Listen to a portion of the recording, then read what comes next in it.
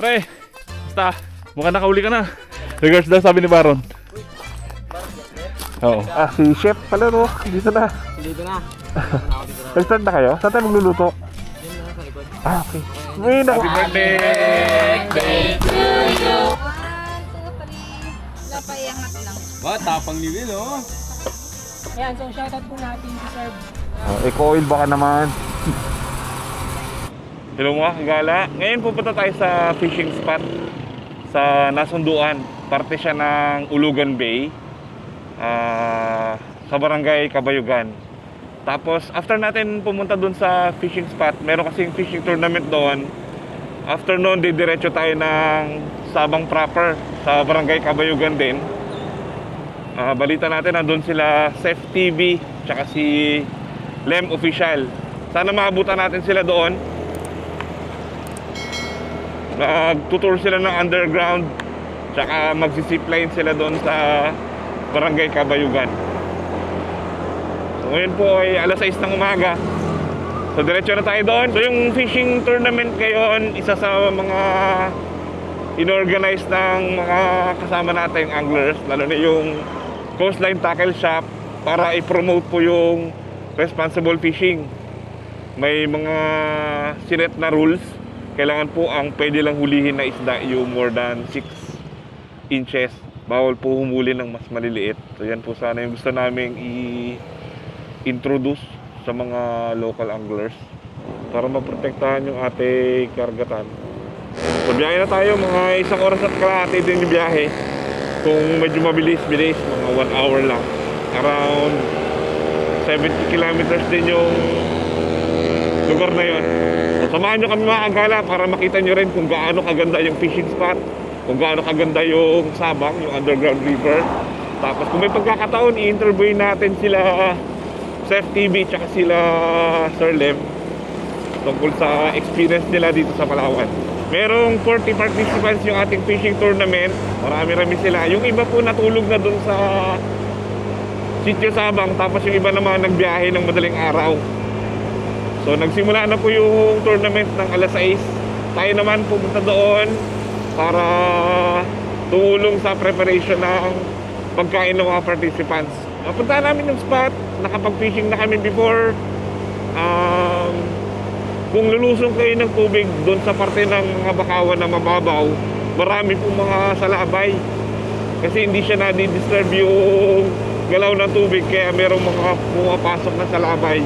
Pero yung paglalaroan ng ating mga players, mga anglers, doon yun sa tandol, sa kanto ng mga bato. So walang makakalusong. So hindi sila pwedeng lumusong doon kasi malalim. Ang maganda po noon, patas para sa lahat. Mapabaguhan man or veterano, pare-parehas sila ng pwesto kasi hindi sila pwedeng lumusong. So fair yun para sa lahat. So kailangan lang nila magtiyaga, magpalit-palit ng mga gears, ng lures, popper, sinking, minnow. So bahala na sila. Allowed naman lahat ng klase ng setup, mapa ultralight hanggang sa heavy, popper. So lahat ng klase, bawal lang po yung fresh and live bait na gamitin. So the rest, anong klaseng lure, gano'ng kaliit, gano'ng kalaki, wala pong problema doon. Basta yung huhulihin nila ay hindi bababa ng 6 inches. Tapos hindi rin sila pwedeng humuli ng lalagpas ng 5 piraso. So kapag lumagpas ng 5 piraso, pwede silang ma-disqualified. Kapag nakahuli sila ng below 6 inches, pwede rin silang ma-disqualified. So medyo strict yung rules natin kasi nga gusto natin protektahan yung marine life. So kahapon, yung mga ibang participants natin umattend sa Palawan Content Creator Conference na ginanap sa BJR Hall. Tapos nag-invite tayo ng mga expert from PCSD. Tapos gumawa tayo ng VTR, in-interview natin yung mga ibang anglers.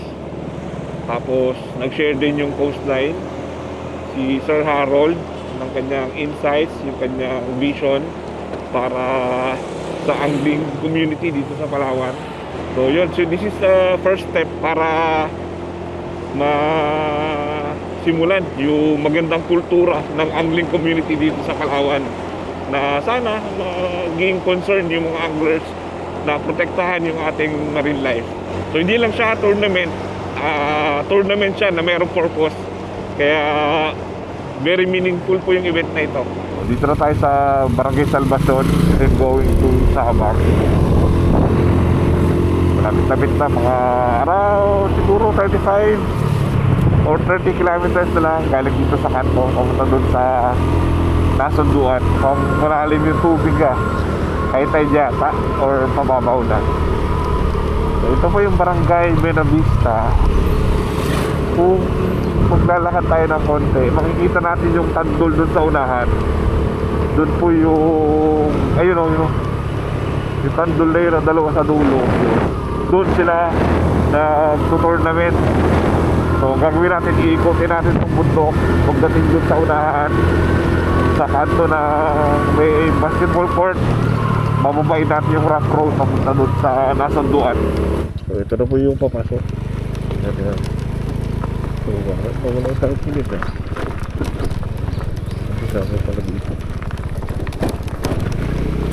Ito na po yung papasok ng nasunduan. Rough road siya. So ito na yung mismo. Ito na po yung nasunduan. Napakaganda noong Manilang dagat, Banayan. Ito na tayo. Nakanaga-ihaw na sila. Hanapin lang natin sila makasama natin. Oh, wala sila dito. Sibing. Sila nagluluto. Yun yung mga sasakyan ng mga anglers. Yun. Tama ko. Ay, sir. Ay, okay lang po. Gadaan po.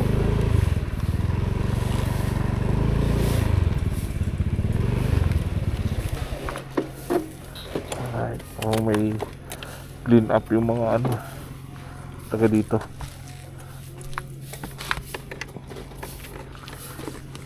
Lahat yata ng barangay parang naglilinis sila yung Bermuda Scatter.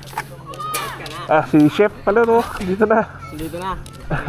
Nag-start na kayo? Saan tayo magluluto? Diyan na sa likod. Okay. May nakuha ka, Marshall? Wala nga. Walang makuha. Busy lang pag tao dito pag gagawin ng tiglaot. Ganun ba? Sige. Ano ba kailangan natin, pre?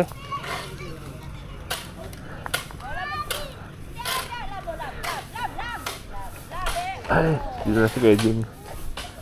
Kaya pa kuya? Kanina ka pa? Bago-bago lang din. Bago-bago lang din. Ikaw na nagdala ng tarpaulin? Oo, kinuha ko doon. Sabi ko, baka nakalimutan, dadaan ako na lang. Tatanggal na rin pala. Alright. High tide, hindi baba. Nakabasa yung aking sapatos. Dati itong timbangan. Kailangan natin makapunta doon. So may tapakan naman. So sana hindi ako malaglag. Kaya malapit na tayo. Ayun sila doon sa tandol. Yung dulo na yun. Sa unahan may mga nakikita na tayong anglers. Layo na lakarin. Dala-dala natin yung timbangan. Ganda ng spot. Kaya lang dami sa labay dito Nung nag-survey kami kasi medyo tago. Kaya tumatabi rin yung mga salabay. Ganda ng spot Kalma. Dito na tayo sa fishing spot. Medyo malayo yung lakarin. Kaya naman sana. Ang problema, bigat ng dala-dala natin. Pre! Basta! Mukhang nakauli ka na. Regards daw sabi ni Baron. Baron Gester? Oo. Sa porn? Oo. Ay, nakulaki mukhang... Time check down. Time check, 9:15. Sila. Yun. Triple ra? Triple Triple tape. Thanks, sir.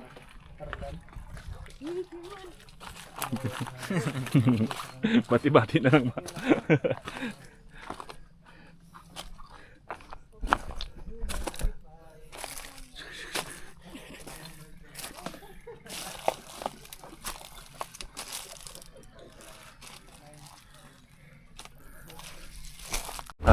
Yun. Alas patapos na yung event, pero mauna na tayo. Inaayos na rin nila yung pagkakainan doon. Diretso na tayo ng Sabang para makahabol tayo doon kila sa FTV tsaka kila Lem, yung mga bisita. Yan, palabas na tayo ng highway. So itong kanan, balik ng bayan ng Puerto. Dito naman pupunta ng underground sa Sabang. So puntaan natin, baka maabutan natin sila sa FTV tsaka si Lem. Sana nandun pa sila. Baka sa mga oras na to nandun sila sa mangrove. Baka mag-try sila ng tamilok. Nagkaroon po ng pangalan. During that time po, paraon po ng gera, meron po dalawang American soldier na nabihag po ng mga Japanese. So during that time, nagkaroon po sila ng pagkakataon ng makatakas. Nang makatakas po yung dalawang American, sa lakad-lakad po nila, napunta po sila sa isang mangrove area po na ganito. May mga indigenous people po na kumakain po nito, kumukuha na nito, pero wala po siyang pangalan noon. So, siyempre yung mga indigenous people po natin, masyado silang mahihain, tumago po sila. So, nakita na kasi nila yung mga foreign. So, sa dalawang foreign po na yan, yung isa pangalan ay Tommy. Yung isang foreigner po nakaapak ng kahoy, nabali po siya, merong lumabas na puti. Tinawag niya yung kanyang kasama, ang sabi po niya, Tommy, look, we're gonna survive now. Tommy Luke. Since that time, narinig po yun ng indigenous people. Then, sabi niya sa kanyang kasama, uy, kaibigan, Tamilok po lang pangalan nito. So, start po noon, may pangalan na po siya, Tamilok. Yun na po. Tamilok. Okay? That's the story of Tommy Luke. Pero ito po talaga. Wala pa iangat lang. Ba, tapang ni Will, oh. Wala po ba? Di ba pala pwedeng kainin, ilalagay pa na suka? Saka didinisin pa sa... Tin plato lagi pa. Bumili na lang. Kaya mo? Kaya mo tikman? Hindi ko lang kaya. Pero kumakain ka ng ano no? Oyster? Talaba? Oh, tama. Ganun sa lasa. Pero mukhang bulate. Mukhang bulate. Putulin na lang. Pwede naman. Oh, di ba? Parang gusto ko inyo. Next. And then, Ang ngipin niya. i-slice po natin.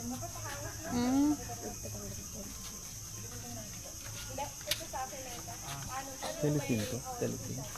Original ni GoPro. Small big. So ayan guys, niraraspahan na ni Kuya yung tamilok. Niraraspahan. Patingin niya Kuya yung pagraspa mo.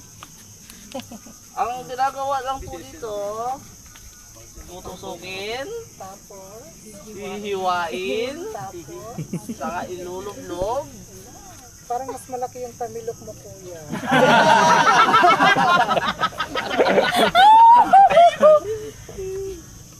Okay?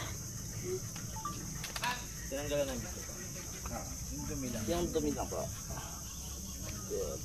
Pero ako ulit po yung sabi ng... Yan. Sayang di natin naabutan dito sila Seth. Dahil iba yung kanila pinuntahan. Nag-trip sila sa Acacia Tunnel. Ang nandito sila Miss Catering tsaka sila Will Buena.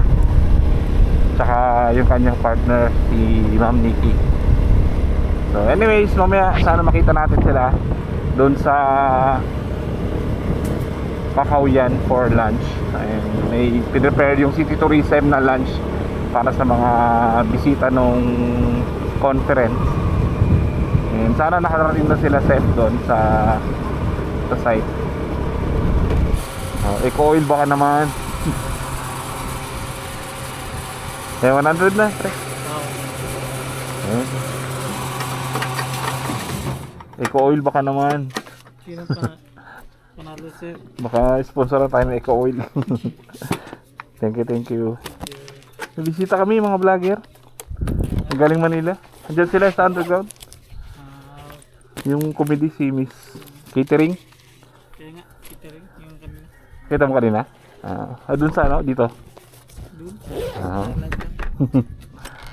Pero patam namin ano? Kakauyan. Kakain pa lang. Late na nga. Alas 2 na. Tara ka. Alas 3 na ba? Magalas 3 na. Try mo na kuya. Thank you.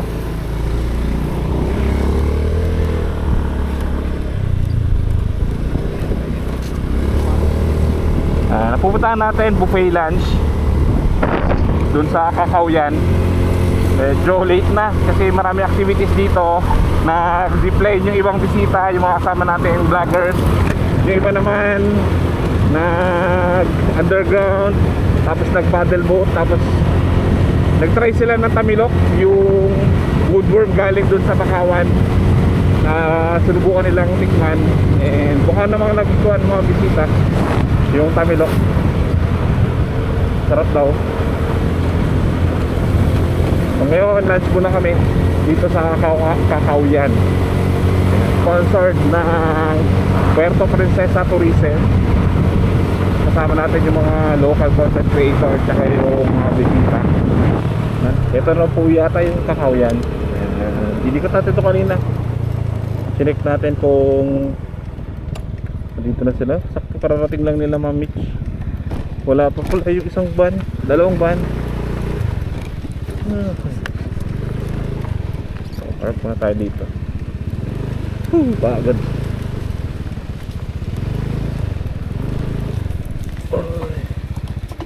Alright.